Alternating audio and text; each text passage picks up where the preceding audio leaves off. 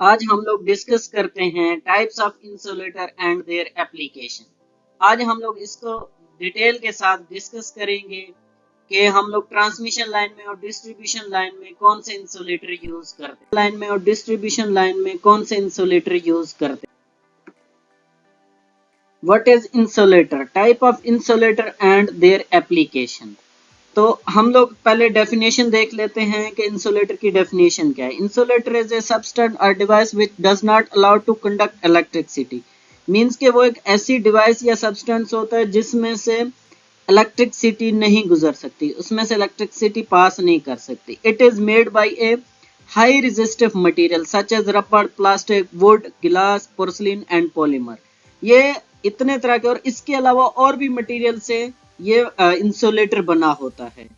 तो अब हम लोग देखते हैं कि ट्रांसमिशन लाइन में और डिस्ट्रीब्यूशन लाइन में जो हम लोग इंसुलेटर यूज करते हैं उनमें कौन सा मटेरियल यूज किया जाता है। सबसे पहले आ जाता है पोर्सिलिन मटेरियल्स, उसके बाद आ जाता है गिलास मटेरियल्स, उसके बाद आता है पॉलीमर मटेरियल्स। हम लोग ये तीन तरह के इंसुलेटर अपनी डिस्ट्रीब्यूशन में और ट्रांसमिशन लाइन में यूज करते हैं।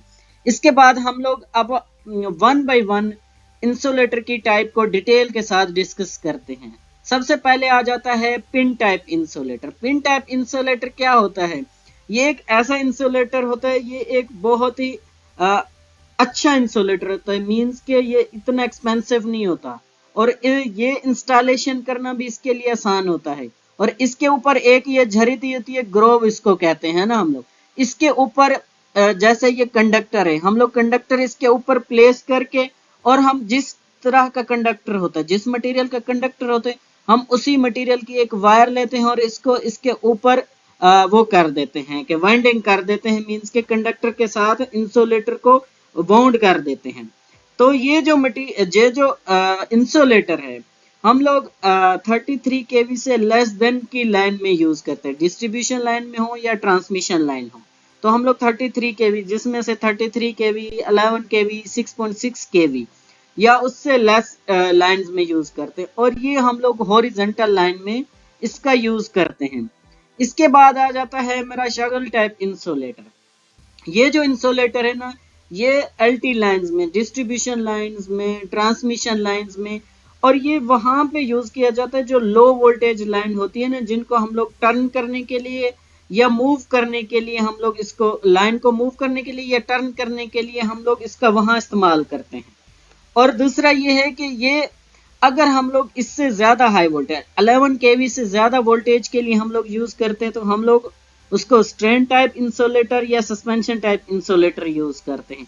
और इसको हम लोग जो शैगल टाइप इंसुलेटर है, हम इसको पोल के साथ इजीली फिक्स कर सकते हैं, इसका कोई इश्यू नहीं होता। इसके बाद मेरे आ जाता है disc type insulator. Disc type insulator ये एक बेसिक टाइप का इंसुलेटर होता है। ये डिफरेंट टाइप के मटेरियल से बना होता है। ये पोर्सिलिन से भी बना हो सकता है, पॉलीमर से भी, ग्लास से भी। और ये जो मेरी एक डिस्क होती है ना, एक डिस्क वो मेरी 11 kV की होती है। मींस के वो 11 kV के वोल्टेज को नहीं गुजरने देगी। और अगर फॉर एग्जांपल अब मैं इनको सीरीज में दो को डिस्क को कनेक्ट कर लेता हूँ सीरीज में, तो ये मेरी 22 kV के लिए बन जाएगी। अगर मैं इसको तीन उसमें कनेक्ट कर देता हूँ, तीन सीरीज में डिस्क कनेक्ट कर देता हूँ, इसके साथ तीसरी भी मैं कनेक्ट कर देता हूँ, तो वो मेरी 33 kV के लिए बन जाएगी। तो ये एक बेसिक इंसुलेटर होता है। उसके बाद आ जाता है मेरा suspension type insulator. Suspension type insulator हम लोग वहां यूज करते हैं जो ट्रांसमिशन लाइन में। हम लोग ये देखें, ये सस्पेंशन टाइप इंसुलेटर यूज किया गया है। It is made by connect disc insulator. ये एक डिस्क इंसुलेटर से हम लोग बनाते हैं, इसको सीरीज में हम लोग कनेक्ट करते हैं। डिस्क 1, डिस्क 2, डिस्क 3, इसी तरह से हम लोग इनको सीरीज में कनेक्ट करते हैं। फॉर एग्जाम्पल अगर एक डिस्क मेरी 11 kV की है तो तीन डिस्कें जब मैं सीरीज में कनेक्ट कर लूंगा, इसी तरह सीरीज में कनेक्ट कर लूंगा, तो ये मेरी 33 kV की लाइन बन जाएगी। अगर मैं इसको 6 के साथ कनेक्ट कर देता हूं तो ये 66 kV की बन जाएगी।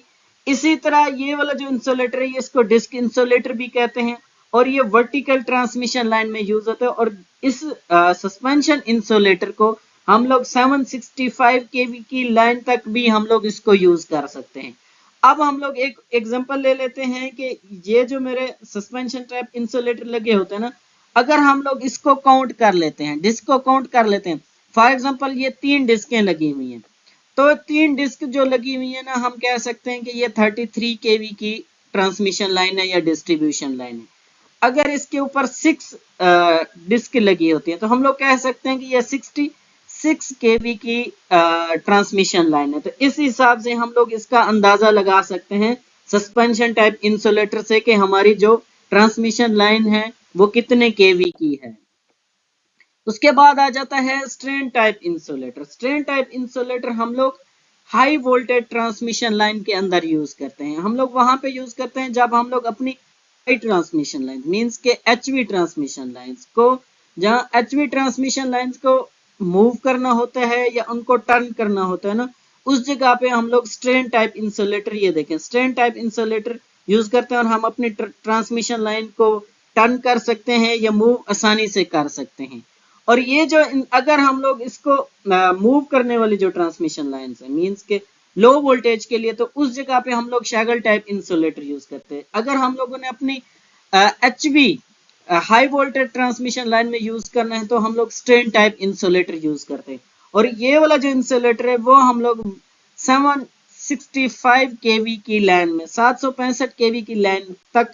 इसके बाद हम लोग देखते हैं stay type insulator. Stay type insulator हम लोग वहां यूज करते हैं जो डिस्ट्रीब्यूशन लाइन के या हमारी एलवी लाइन के, लो वोल्टेज लाइन में जो हम लोग पोल यूज करते हैं ना, पोल को सपोर्ट देने के लिए जो वायर हम लोग यूज कर रहे थे ना, उसके सेंटर में हम लोग यूज करते हैं।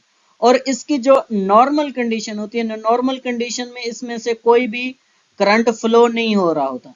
जब कोई अब नॉर्मल कंडीशन आती है, लाइक ये केबल टूट के इस जगह पे आ जाती है, ये वायर कंडक्टर टूट के, तो ये इतना हाईली रेजिस्टिव इंसुलेटर होता है ना, इससे आगे ग्राउंड की तरफ कोई करंट फ्लो नहीं होता। और ये एक मोस्टली हम लोग इसको उसमें यूज करते हैं, डिस्ट्रीब्यूशन लाइन में यूज करते हैं। तो उम्मीद करता हूँ ये वाला टॉपिक आपके लिए बहुत हेल्पफुल होगा। अगर आपको ये वीडियो अच्छी लगी है तो मेरे चैनल को लाइक और सब्सक्राइब कर दें।